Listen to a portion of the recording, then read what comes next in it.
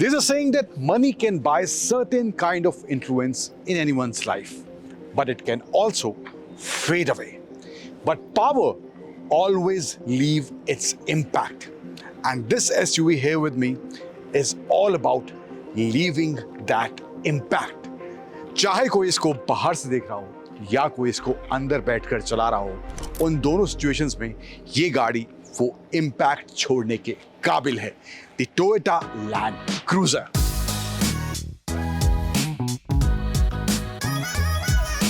तो आज इस वीडियो में डिटेल में बात करेंगे इस 2025 लैंड क्रूजर के बारे में, और हमारे साथ इसका जो है GR वर्जन है। इन टर्म्स ऑफ डिजाइन क्या ऑफर करा गया है, ओवरऑल जो प्रेजेंस है वाकई में कितनी इम्पैक्टफुल है, क्या फीचर्स दिए गए हैं, पावर फिगर्स, परफॉर्मेंस कैसा है, एंड क्या कीमत में आपको ये टोयोटा की 2025 लैंड क्रूजर मिलने वाली है। नमस्कार, स्वागत है आप सभी का टाइम्स ड्राइव में। एंड इन केस अभी तक आपने हमारे चैनल टाइम्स ड्राइव को सब्सक्राइब नहीं किया है, देन प्लीज डू सब्सक्राइब और वो बेल आइकन दबाना भी मत भूलिएगा, ताकि सभी डिटेल्स आपको समय पर मिलती रहें। फ्रंट एंड से शुरुआत करते हैं, जो देखने में एक इम्पैक्ट जरूर छोड़ता है। एंड ये जो है ओवरऑल विड्थ जो इस गाड़ी की है तकरीबन 1990 मिलीमीटर्स की है, 2000 मिलीमीटर के आसपास है। टोयोटा का बड़ा सा, वाकई में बड़ा सा लोगो आपको फ्रंट में मिल जाता है। ADAS वाले फीचर्स इसमें आते हैं 2025 वर्जन में। यहाँ आपको सेंसर वगैरह देखने को मिल जाएंगे। GR वर्जन जो है उसकी बैजिंग यहाँ दी गई है, एंड सेंसर्स आपको नीचे की तरफ दिए गए हैं। 360 डिग्री कैमरा आता है, यहाँ पे फ्रंट में आपको कैमरा देखने को मिल जाएगा, एंड LED हेडलैम्प्स प्लस आपको यहाँ पे फॉग लाइट्स इसमें देखने को मिलती हैं विद दी DRLs, जो कुछ इस डिज़ाइन में यहाँ पर इसमें दिए गए हैं। साइड में आए तो वहाँ पर जो है गाड़ी का जो लेंथ है वो तकरीबन 5000 मिलीमीटर के आसपास है। यहाँ पे आए तो इसके व्हील्स जो दिए गए हैं 18 इंच के व्हील्स हैं इसमें। 20 इंच के व्हील्स जो हैं, जो इसका स्टैंडर्ड वर्जन आता है, जो GR वर्जन नहीं है, उसमें आपको मिलते हैं। लेकिन यहाँ पर इसमें ब्लैक टोन में अलॉय व्हील्स दिए गए हैं, वहाँ पे आपको क्रोम का ऑप्शन मिलता है। एंड सेम ट्रीटमेंट आपको इसके डोर हैंडल्स वगैरह ORV उसमें देखने को मिलेगा, जो पियानो ब्लैक फिनिश में यहाँ पर दिया गया है। एंड इसके अलावा हाइट की बात करें तो 1955 मिलीमीटर के आसपास इसकी हाइट है। एंड जो ग्लास एरिया आप देख रहे हैं वो भी अंदर से बैठकर ज़्यादा महसूस होता है, वो भी काफ़ी अच्छा इस गाड़ी में दिया गया है। यहाँ पे थर्ड रो हालांकि इस गाड़ी में नहीं है, इंडियन वाले वर्जन में नहीं है, लेकिन इंटरनेशनली जो है थर्ड रो आती है, तो ये पीछे ग्लास एरिया भी काफ़ी अच्छा यहाँ देखने को मिलता है। एंड पीछे की तरफ आए तो यहाँ पर जो है जो प्रेजेंस की मैं बात कर रहा था इम्पैक्ट वाली, वो आपको फ्रंट, साइड एंड यहाँ पे रियर में भी इसमें देखने को मिलती है। चाहे आप उसे बोल्ड कहें, मस्टर कहें या कोई और शब्द इस्तेमाल करें, वहाँ पर ये लैंड क्रूजर जो है खरी उतरती है। टेल लैम्प जो हैं वो आपको कंप्लीटली LED मिलते हैं। यहाँ पर आपको जो लैंड क्रूजर की बैजिंग सेंटर मिल जाती है, बड़ी सी टोयोटा का लोगो यहाँ दिया गया है। एंड स्किड प्लेट वगैरह, सेंसर्स वगैरह, रिवर्स पार्किंग कैमरा आपको यहाँ पर पीछे की तरफ देखने को मिल जाएगा। यहाँ पर इसके बूट की बात करें, थर्ड रो नहीं है इंडियन वाले वर्जन में, तो जो बूट स्पेस है वो इतना बड़ा हो जाता है कि आप जितना सामान चाहें या जितना सोच नहीं सकते शायद उतना सामान आप यहाँ पे रख सकते हैं। तकरीबन 1100 लीटर के आसपास यहाँ पे आपको बूट स्पेस मिलता है with the second row up इस टोयोटा की लैंड क्रूजर में। तो ओवरऑल कुछ ये हिसाब किताब है। And power tailgate of course यहाँ पर इसमें देखने को मिल जाती है, लेकिन अंदर जो कैपेबिलिटीज वाली बात है वो भी एक नेक्स्ट लेवल पे चढ़ी जाती है। चलते हैं अंदर, देखते हैं उन फीचर्स को भी।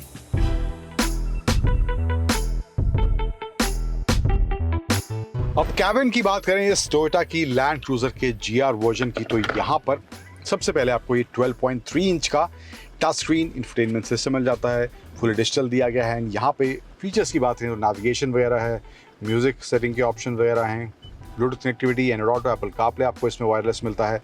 यहाँ पे जाएंगे, इसके अलावा नीचे आपको व्हीकल सेटिंग के कुछ ऑप्शन है, ऑफ रोड इन्फॉर्मेशन वगैरह चाहिए तो वो आपको डिस्प्ले में यहाँ पे मिल जाएगी। सेटिंग्स में जाएंगे तो यहाँ पे आपके पास personal info, bluetooth, general, display, sound वगैरह के ऑप्शन हैं।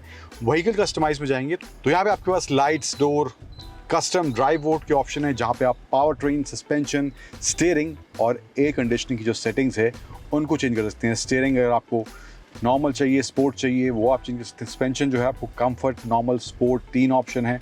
इसके अलावा आपको पावर ट्रेन जो है उसके लिए भी पावर, नॉर्मल और इको के 3 ऑप्शन आपको मिलते हैं। नीचे आए तो यहाँ पे आपको AC वेंट्स, एंड यहाँ पे इतने सारे जो ये बटन्स आप देख रहे हैं ये सभी इसके AC वेंट्स के हैं। 4 जोन क्लाइमेट कंट्रोल इसमें आता है।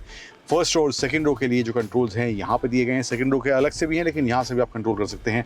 एंड इसके अलावा जो है आपको वेंटिलेटेड सीट्स का ऑप्शन मिल जाता है। फ्रंट की दोनों सीट्स जो है वेंटिलेटेड और हीटेड का ऑप्शन मिलता है। देन यहाँ पे नीचे आएंगे तो आपको यहाँ पे जो 360 डिग्री व्यू है वो आपको यहाँ पे एक्सेस करने का ऑप्शन कुछ इस तरह से इसमें मिल जाता है। अलग अलग ऑप्शन है। अगर आप ड्राइव मोड में हैं, नॉर्मल ड्राइव मोड में हैं, तो वहाँ पर आपको अलग व्यू देखने को मिलेगा। लेकिन अगर आप MTS यानी कि मल्टी टेरेन सेलेक्ट में जाते हैं तो वहाँ पे आपको अलग तरह का व्यू इसमें देखने को मिलने वाला है। कुछ इस तरह से आपको यहाँ पे साइड में दोनों साइड का आपको व्यू मिलेगा। दैन पिच एंड रोल वाला आपको ऑप्शन मिल जाएगा। देन कुछ इस तरह से कैमरा व्यू यहाँ पे इसमें दिया गया है। इसके अलावा नीचे आए तो कुछ स्पेस यहाँ पर दिया गया है। यहाँ पे आपको 12 वोल्ट का socket, 2 USB-C charging points, HDMI port मिल जाता है। देन आपको इसमें 10 स्पीड का गियर बॉक्स मिलता है। यहाँ पे आपके पास डिफ लॉक के ऑप्शन है।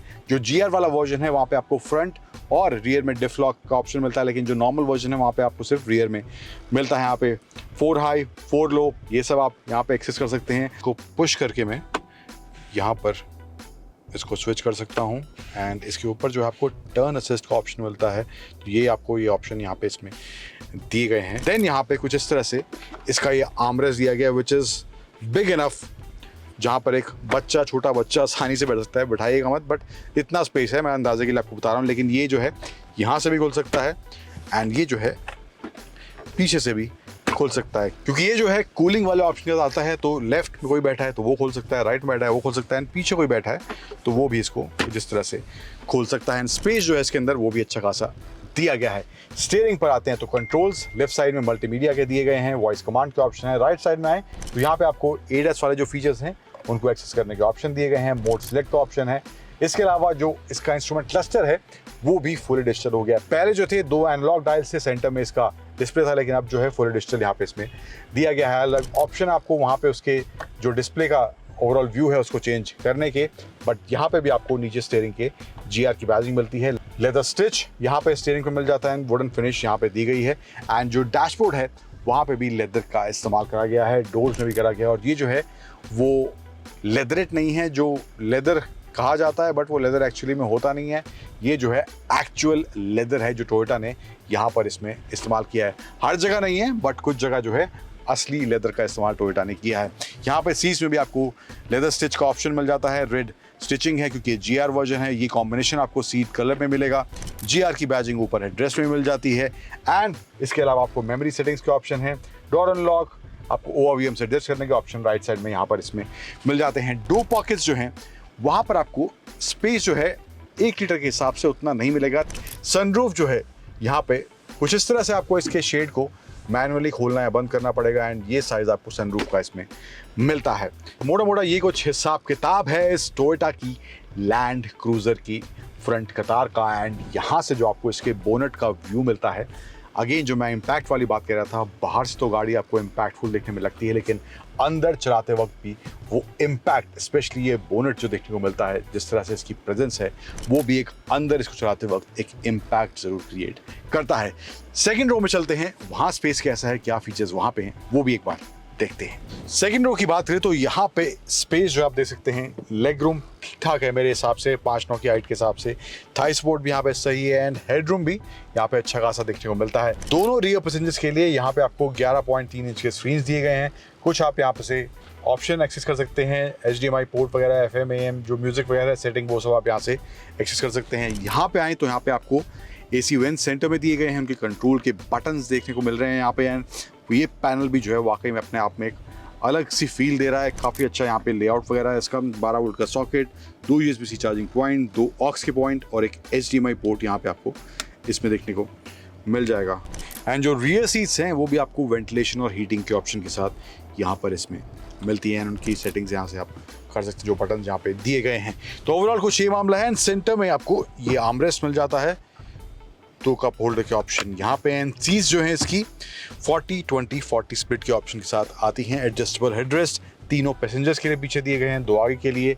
यहाँ पे थोड़ा सा हम्प है, 2 लोग कंफर्टेबली बैठ पाएंगे। 3 एडल्ट मुझे लगता है थोड़ा सा यहाँ पे दिक्कत होगा, बट ओवरऑल ठीक ठाक स्पेस यहाँ 2 एडल्ट्स के हिसाब से देखने को मिलता है। थर्ड रो हालांकि इंडियन वाले वर्जन में नहीं है, बट एसी वेंट्स वगैरह एंड कप होल्डर्स वगैरह आपको पीछे देखने को इसमें मिल जाएंगे। एंड यहाँ पर ऊपर की तरफ रूफ में भी इसमें एसी वेंट्स दिए गए हैं। अब हालांकि आपको जो फ्रंट की दोनों सीट्स हैं उनके लिए 8 वे पावर्ड एडजस्टेबल का ऑप्शन मिलता है, लेकिन यहाँ पर सेकेंड रो में जो है सीट को आगे पीछे करने का ऑप्शन नहीं है, लेकिन आपको रिक्लाइन करने का ऑप्शन इनको मिल जाता है। एक सर्टेन एंगल तक आप इनको रिक्लाइन कर सकते हैं। बट ओवरऑल मुझे लगता है अगर थर्ड रो नहीं दी है तो इनको मे बी थोड़ा एडजस्ट करने का ऑप्शन और होता आगे पीछे करने का, तो बेटर स्पेस में कहूँगा हो सकता था। डिसेंट स्पेस हालांकि अभी है, लेकिन और बेहतर हो सकता था। इंजन की बात करें तो वहाँ पर भी मामला कमतर नहीं हुई। 3.3 लीटर का इंजन इसमें आता है, डीजल इंजन है एंड V6 टर्बो इंजन दिया गया है। पावर फिगर्स इंप्रेसिव हैं, बट ओवरऑल परफॉर्मेंस किस तरह का है और थोड़ा बहुत इसको ऑफ रोडिंग वाले माहौल में मिले जाएंगे, किस तरह से गाड़ी वहां पर परफॉर्म करती है, आगे चलते हैं और बात करते हैं उसकी। अब एक चीज सबसे पहले जो गाड़ी में बैठकर मुझे महसूस हुई, जैसा प्रेजेंस या जैसी छाप ये गाड़ी बाहर से छोड़ती है वैसे ही आपको अंदर बैठ के भी इसमें महसूस होने वाली है। और जो इसकी सीटिंग पोजीशन है, वहां से जो बोनेट की लाइन दिखती है, जो ओवरऑल प्रेजेंस या छाप ये गाड़ी अंदर बैठने के बाद स्पेशली ड्राइवर पर छोड़ती है, वो भी अपने आप में किसी भी तरह से कम नहीं है। वहां पर भी आपको गाड़ी में बैठ के वो एक बड़ी एसयूवी में बैठने वाली फील जो होती है वो आपको इस लैंड क्रूजर में मिलने वाली है। ये एरिया जो है मुझे इसका काफी इंप्रेसिव लगा है। फिर इसके बाद इंजन की बात करते हैं तो पावर फिगर्स जो हैं इसके वो आप स्क्रीन पर देख सकते हैं, उनके आंकड़े जो हैं। अब इसमें आपके पास डीजल इंजन का ऑप्शन ही आता है एंड ये जो V6 टर्बो डीजल इंजन दिया गया है, जिस तरह से गाड़ी का साइज है, जो इसका वेट है, इंजन की जो पावर डिलीवरी है वो भी किसी तरह से कोई कमी नहीं छोड़ती कि आपको ये महसूस हो कि गाड़ी जिस साइज की है उस साइज के हिसाब से इंजन किसी भी तरह से आपको कम पावर दे रहा है एंड किसी तरह का लैग या किसी तरह की पावर की कमी आपको इस इंजन से महसूस नहीं होगी। एंड स्पेशली जो इसमें स्पोर्ट मोड वगैरह दिया गया है तो वहां पर आपको वो तेज तर्रार एसयूवी वाला फील भी इस गाड़ी में बैठने के बाद जरूर महसूस होने वाला है। अब यस, गाड़ी के साइज के हिसाब से या गाड़ी का जो ओवरऑल हाइट है उसके हिसाब से आप तेज रफ्तार में थोड़ा होंगे तो वहां पे आपको थोड़ा बहुत बॉडी रोल वगैरह महसूस होगा, थोड़े बहुत अंडुलेशंस वगैरह महसूस होंगे। बट चाहे छोटी एसयूवी हो या बड़ी एसयूवी हो, ये वाला एस्पेक्ट एसयूवीज में देखने को मिलता है।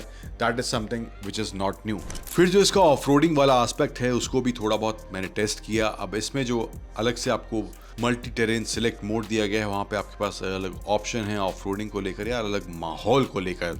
तो ऑफ रोडिंग के हिसाब से मुझे लगता है गाड़ी की जो कैपेबिलिटी है, गाड़ी का जो ओवरऑल दमखम है, वो भी इसको एक केपेबल ऑफ रोडर बनाता है। चाहे आप मुश्किल से मुश्किल हालात में हो, ये गाड़ी आपको वहाँ से निकालने में सक्षम ज़रूर है। कुछ हार्डवेयर की बात करते हैं, सस्पेंशन सेटअप, ब्रेकिंग वगैरह की बात करते हैं, तो वहाँ पर जो है अलग ऑप्शन है सस्पेंशन सेटअप को आपको एडजस्ट करने के लिए, तो वो भी एक चीज़ इसमें ऑफर करी गई है। तो वहाँ पर सिटी में अगर आप हैं, स्पेशली अगर आप स्लो स्पीड पे चला रहे हैं, 50, 60, 70 की स्पीड पर हैं, तो वहाँ पर आपको एक अच्छा बैलेंस देखने को मिलता है, एक अच्छी एब्जॉर्प्शन पावर है। छोटे मोटे पॉट होल्स तो बिल्कुल भी आपको फील नहीं होंगे। थोड़े बहुत गहरे गड्ढे आते हैं, स्पीड ब्रेकर आते हैं, तो वहाँ पर भी अगर आप सही मोड में हैं सिटी के हिसाब से तो आपको अच्छा कंफर्ट गाड़ी में देखने को मिलता है। ब्रेकिंग की बात करें तो वहाँ पर भी दोनों माहौल की मैं बात करूँ, सिटी, स्लो स्पीड्स, हाईवे, तेज रफ्तार में अगर आप हैं, तो दोनों ही माहौल में ब्रेकिंग की जो बाइट है, प्रिसाइज है, सटीक है और जो स्टॉपिंग पावर है, आपको गाड़ी का वेट महसूस होगा जब आप गाड़ी को थोड़ा तेज रफ्तार में ब्रेक लगाएंगे। बट उस वेट को रोकने के लिए भी जो ब्रेकिंग दी गई है गाड़ी में वो अच्छी है और वो भी आपको एक कॉन्फिडेंस देती है कि अगर आप थोड़ा तेज रफ्तार में भी गाड़ी को चला रहे हैं और जिस साइज की गाड़ी है तो ब्रेक्स भी एक अच्छा रोल वहां पर प्ले करती हैं आपकी ड्राइव में वो कॉन्फिडेंस ऐड करने का। अब बात करते हैं धांसू और नॉट धांसू एलिमेंट्स, यानी कि कौन से एलिमेंट्स सही और कुछ एलिमेंट्स मुझे सही नहीं लगे, जहां पे थोड़ा बहुत इंप्रूवमेंट हो सकता है। हालांकि गाड़ी जो है 2,41,00,000 एक्स शोरूम इस GR वाले वर्जन का प्राइस है, बट कुछ एलिमेंट्स जो हैं मुझे लगता है थोड़ा सा इंप्रूवमेंट वहां पे होना चाहिए। पहले नॉट धांसू एलिमेंट की बात करते हैं जो है सेकंड रो के थाई सपोर्ट को लेकर। स्पेस जो है अगेन जैसे कि मैंने पहले कहा कि डिसेंट है, बट मुझे लगता है थोड़ा बेटर ऑप्शन अगर थाई सपोर्ट या थोड़ा बेटर मैनेज थाई सपोर्ट होता तो वहां पर जो है लॉन्ग डिस्टेंस जो ड्राइव्स हैं वहाँ पर थोड़ा और ज़्यादा कंफर्टेबल या कन्वीनियंस फील होता है, स्पेशली अगर ये गाड़ी शॉफर ड्रिवन के हिसाब से ली जा रही है।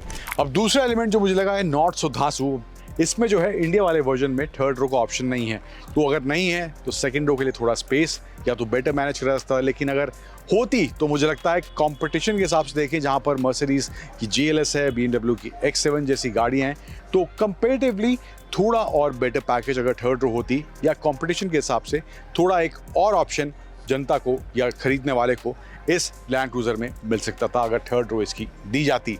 फाइनल एलिमेंट जो मुझे लगा है नॉट सो धांसू, अब वो अगेन प्रेफरेंस पर डिपेंड करता है। सनरूफ हालांकि इसमें दी गई है, बहुत ज़्यादा बड़ी नहीं है, यानी पैनोरामिक सनरूफ नहीं है, बट अगर वहाँ पर भी जैसे कि इंडियन कस्टमर्स को सनरूफ की रिक्वायरमेंट हर तरह की गाड़ी में रहती है, छोटी हो, बड़ी हो या बहुत बड़ी हो, तो मुझे लगता है अगर वो सनरूफ वाला ऑप्शन भी होता, पैनोरामिक सनरूफ वाला, तो एक और प्लस पॉइंट इस टोयोटा के लैंड क्रूजर के फेवर में ज़रूर चला जाता। एलिमेंट्स जो मुझे लगे हैं सही इम्प्रेसिव लगे हैं। अब एक एरिया जहां पर बिल्कुल भी शिकायत नहीं है, कोई देखने वाला, कोई चलाने वाला वहां पर शिकायत नहीं कर सकता, वो है इसकी प्रेजेंस को लेकर।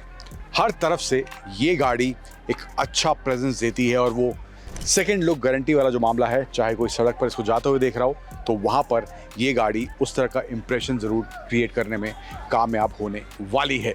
दूसरा एलिमेंट जो मुझे लगा है धांसू इसके बारे में, वो है इसकी फर्स्ट रो की जो ओवरऑल डैशबोर्ड का लेआउट है, जो बटन्स वगैरह दिए गए हैं। ऑफ रोडिंग के हिसाब से जो फिजिकल बटन्स हैं वो बहुत ज़रूरी होते हैं। आप बार बार टच स्क्रीन में जाकर छोटी मोटी चीज़ों को एक्सेस करना पॉसिबल नहीं होता और डिस्ट्रैक्शन क्रिएट करता है, तो वहाँ पर टोयोटा ने उस एरिया को काफ़ी अच्छे से इस लैंड क्रूजर में मैनेज किया है, जो फिजिकल बटन्स इन्होंने हर चीज़ के लिए इसमें दिए हैं।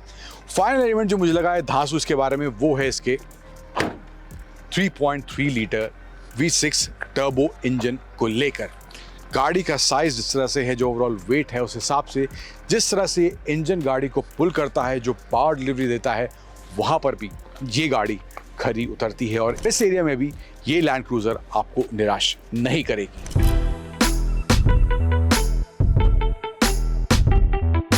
अब ओवरऑल एज अ पैकेज की बात करें, या गाड़ी जो है जिस कीमत पर आ रही है 2,31,00,000 जो है इसका LC300 वाला वेरिएंट है, फिर जो GR वेरिएंट हमारे साथ है इसकी कीमत 10 लाख एक्स्ट्रा है, 2,41,00,000 एक्स शोरूम इसका प्राइस है। दोनों ही गाड़ी में फर्क मेनली ग्रिल का है, कुछ क्रोम के एलिमेंट्स आपको LC300 मिलेंगे। GR वर्जन में आपको थोड़े ब्लैक एलिमेंट्स का इस्तेमाल ज़्यादा मिलेगा, अंदर आपको थोड़ा स्पोर्टी फील दिया गया है इंटीरियर वगैरह को लेकर। प्रेजेंस जो है अंदर बाहर दोनों जगह से बैठने के बाद या बाहर से देखने के बाद एक इसका ऐसा पॉइंट है, जो कोई इस गाड़ी को नहीं भी जानता वो भी पहली बार अगर देखेगा तो उसको भी ये गाड़ी इंप्रेस करेगी। तो मेरे हिसाब से मुझे लगता है जो टोयोटा ने कुछ नया टेक ऐड किया है, कुछ नए फीचर्स ऐड किए हैं, जो डिज़ाइन में चेंजेस किए हैं, तो मुझे लगता है जो आइकॉनिक नेम प्लेट है ये लैंड क्रूजर वाली, जिसका लोहा दुनिया भर में माना जाता है, और इन नए एडिशन के साथ मुझे लगता है ये वाकई में उस नेम प्लेट को जस्टिफाई कर रही है, उस आइकॉनिक नेम को जस्टिफाई कर रही है जो बदलाव इसमें करे गए हैं। एंड ओवरऑल एक काफ़ी प्रैक्टिकल पैकेज ये टोयोटा की 2025 लैंड क्रूजर भी देखने को मिलती है।